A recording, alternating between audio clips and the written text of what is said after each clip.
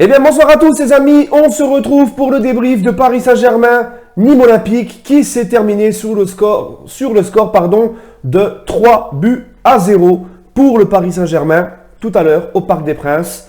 En tout cas, je suis très heureux, après 3-4 jours sous médicaments, Fervex, paracétamol, efferalgan, tout le tralala, cloué au pieu pendant 2 jours, me voilà frais comme un gardon, enfin guéri. Ça fait du bien. Franchement, ça fait du bien. Je revis, je suis heureux. Demain, c'est dimanche, on bosse pas. Le PSG vient de gagner. Magnifique. Bon, les amis, sur ce, premier point de la rencontre de ce Paris Saint-Germain-Nîmes. Pour moi, ce premier point, c'est un Paris Saint-Germain qui enchaîne. Depuis cette victoire à Manchester United, à Old Trafford, le PSG n'enchaîne que des victoires. Il y avait eu un petit coup de mou du PSG en fin de période allée juste avant la trêve, avec un petit nul à Bordeaux, un petit nul à Strasbourg, un PSG qui perd à Lyon il n'y a pas si longtemps que ça, et un PSG poussif 1-0 très très timide face à Bordeaux au Parc juste avant cette victoire à Old Trafford. Et on dirait que la victoire à Old Trafford, depuis, le PSG c'est vraiment à relancer la machine, ça les a reboostés. Le PSG qui continue, 100% de victoire depuis cette victoire à Old Trafford.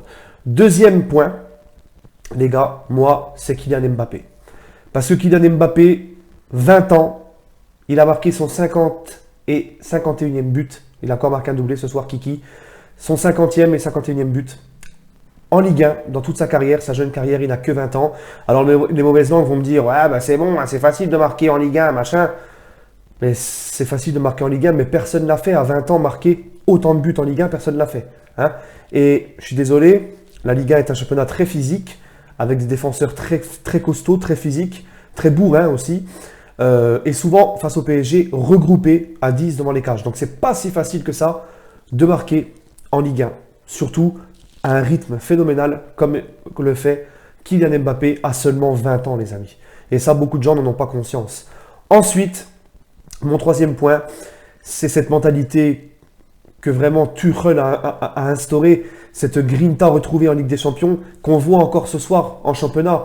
Le PSG qui mène, on l'a vu face à Montpellier, on l'a revu ce soir. Le PSG mène au score, n'est quasiment pas mis en danger par son adversaire, mais le PSG continue à jouer, à presser, à mettre de la grinta et à aller chercher les ballons comme des morts de faim, comme si il y avait encore 0-0 quoi.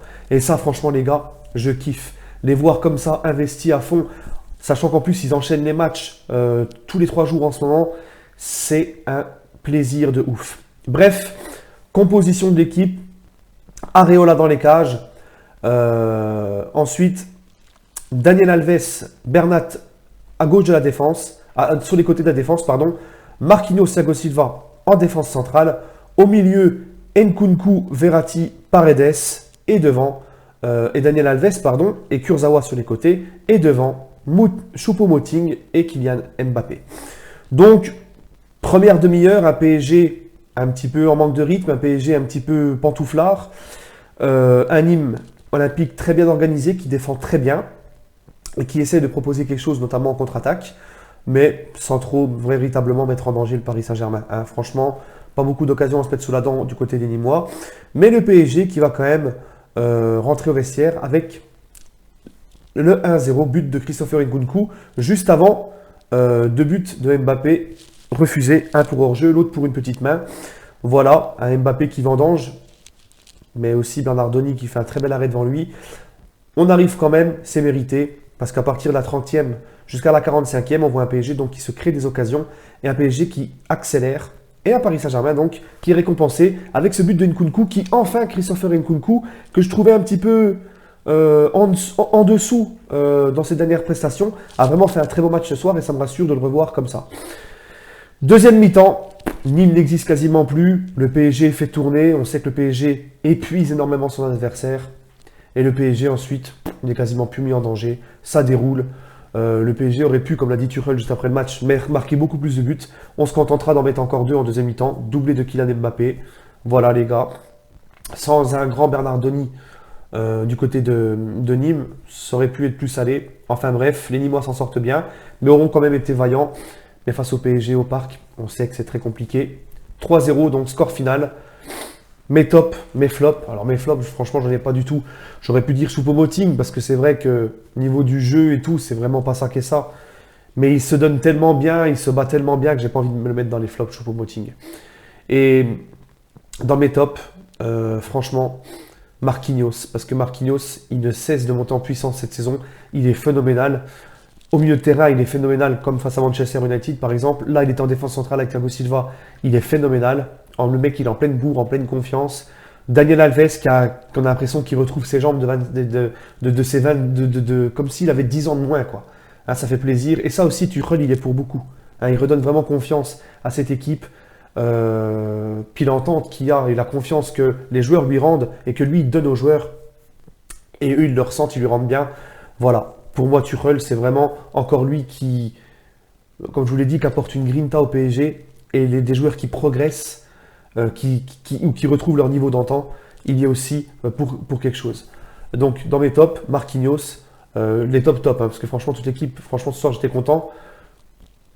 Donc, Marquinhos, Daniel Alves, Nkunku, très bon match de Nkunku, Verratti, patron milieu de terrain, tout passé par lui, monstrueux. Et puis, Kylian Mbappé pour son doublé. Voilà. Et j'aime bien aussi le rôle que donne Tuchel.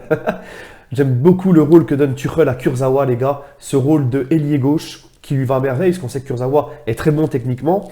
C'est un joueur qui est plus... qui est quand même intéressant offensivement. Il n'a pas du tout à se casser la tête à défendre dans cette position-là, parce que c'est vrai que c'est son point faible. J'ai beaucoup aimé ce côté gauche avec Bernat et Kurzawa. Kurzawa qui m'a l'air beaucoup plus inspiré dans cette position-là.